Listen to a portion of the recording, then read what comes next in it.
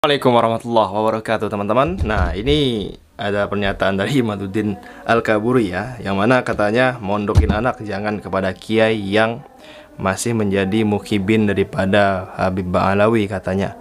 Kita lihat dulu videonya teman-teman ya, seperti apa. Makanya sekarang mondokin anak juga harus pilih-pilih. Jangan kepada kiai yang masih jadi kibin Ba'alawi. Kenapa? Karena dia nanti akan menjadikan anak kita budak-budak di masa depan. Dia mondok, belajar ilmu, belajar ngaji, namatin berbagai macam kitab, tapi akhirnya jadi budak juga. Dia tidak merdeka dalam berpikir, dia tidak merdeka di dalam berpendapat. Harus berpendapat sesuai dengan kitab saja tidak berani karena berbeda dengan gurunya.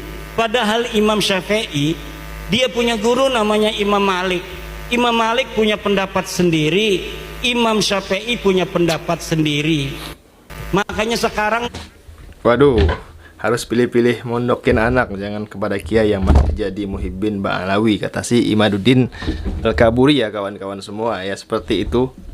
Jadi polemik nasab ini ya gak bakalan berakhir kawan-kawan, karena ya seperti inilah si Imaduddin Al-Kaburi. Orang-orang dibalik begal nasab, mereka gak bakalan berhenti di dalam membatalkan para nasab Habib-Habib Ba'alawi ya, seperti itu. Kita baca komentar netizen dulu di sini. Berarti kita nggak boleh mondokkan anak kita di tempat Gus Baha Al-Falah Jombang Sidogiri.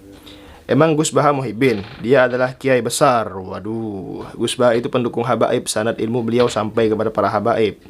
Dia menghormati tapi bukan sebagai muhibbin, semua dihormati ilmunya. Dah gak diragukan dia gak condong-condong kemana. Waduh, Kiai Haji Maimun Zubir gimana? Itu menghormati habaib loh. Mbah Mun pernah bilang biarkan habaib itu nakal dan lain-lain karena itu punya darah Nabi Muhammad. Gimana para mukimat?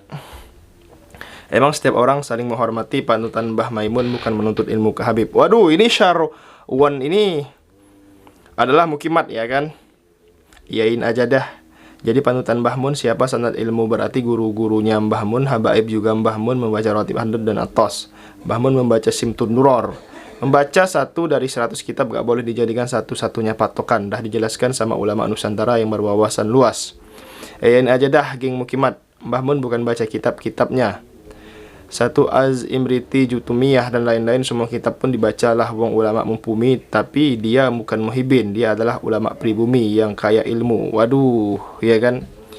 Gak ada geng-gengan, yang penting ajaran gak melenceng, itu lebih baik. Apalagi pembelokan sejarah dah jelas ada manuskrip terdahulunya. Waduh, tahu dari mana? Kan gak pernah ngaku pendukung Kiai Imad atau pendukung Habib. Dia gak menuntut ilmu ke Habib lah, ilmu dia aja lebih tinggi lah pengetahuan agamanya. Dia hanya berkawan saja. Waduh, berkawan? Gus Baha punya kitab karangan habaib malah sering dibaca, contoh Rotib Handad dan Antos. Jika muhibbin, gimana jika lain muhibbin Gus Baha gak mau mondok sanadnya sama sampai habaib dan gak mau baca kitab karangan habaib? Imad ilmunya seberapa sih? Habaib tidak pernah membuat hadis sendiri dan gak pernah berbohong, bawa-bawa Nabi. Kalau Imad pernah buat hadis sendiri dan bawa-bawa Nabi, padahal hadis gak ada. Tapi Mbah Mun pendukung habaib Pondok Sidogiri yang punya habaib juga. Mbah Mun ya juga pernah memarahi habaib. Intinya dia nggak mengambil ilmunya fakih muqaddam, cuma husnuzon aja, tapi pikiran tetap merdeka. Waduh, kalau debat dengan para mukimat ini gak ada habisnya kawan-kawan. Tapi junjungannya debat gak berani ya. Jadi orang-orang seperti mukimat dan geng-gengnya ataupun pengikutnya, lebih cepatnya disebut dengan mukimat akut ya kan teman-teman. Jadi cuma berani komentar, membalas komentar di TikTok, di YouTube aja kawan-kawan semua ya. Mereka gak bakalan berani lah debat dengan para habaib. Intinya seperti itu. Jangan mondokin ke Kiai Imad. Alhamdulillah daerah saya memondokkan pada Kiai pribumi sesuai ahli sunnah wal jamaah, dan paling tidak bisa merdeka dalam berpikir, dalam berpendapat, bebas dari budak. Waduh, jangan sama Imad. Pro kontra kawan-kawan semua Imaduddin ini ya. Yang jelas para mukimat buzzer-buzzer berkomentar mendukung para Imaduddin, seperti itu. Tapi bagi orang yang berpikir luas ya gak bakalan mau mondokin anak ke Imaduddin Al-Kaburi kawan-kawan, seperti itu ya. Oke, next. Kalian tahu, saya datang kemari bawa anak saya Ali yang di sini umur 6 tahun. Saya bawa Alia gajian. Mereka lagi libur sekolah. Saya dengar kemarin katanya, Beb, ada yang nolak. Saya datang bawa anak-anak saya untuk membuktikan bahwasanya saya tidak bisa diancam oleh siapapun. Iya. Buktinya apa? Mau diancam, mau turun ke jalan, saya bawa anak-anak saya. Apakah terlihat wajah saya seperti wajah orang yang ketakutan? Hah?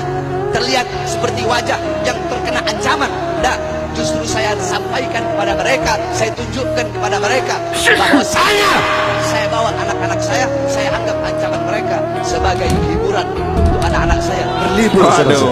Aduh, mana ini PWI ya? Bahkan saya tidur nyenyak.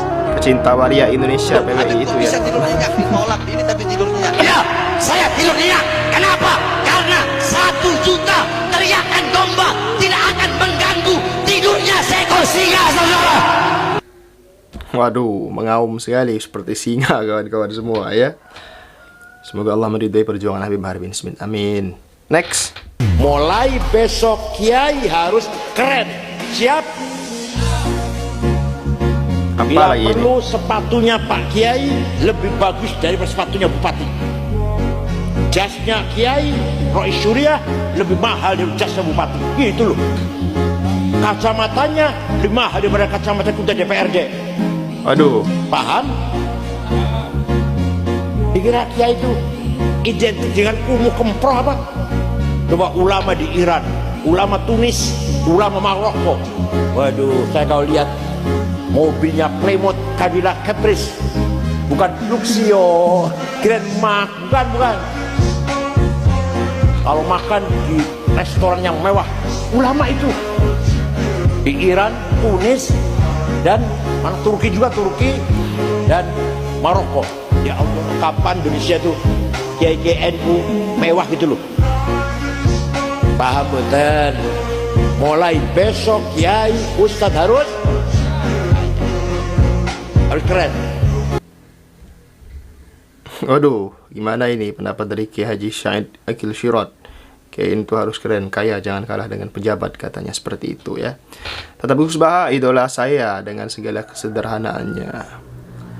Saya Abdul Qadir Al-Jailani berkata, orang fakir yang sabar dan syukur lebih utama daripada orang kaya sabar dan syukur. Waduh, semahal-mahalnya apa yang kita miliki, itu semua hanya titipan Allah Subhanahu wa ta'ala. Kita diciptakan dari tanah dan kembali menjadi tanah. Cukup kita jalani dan kita syukuri dan kita nikmati hidup ini seadanya.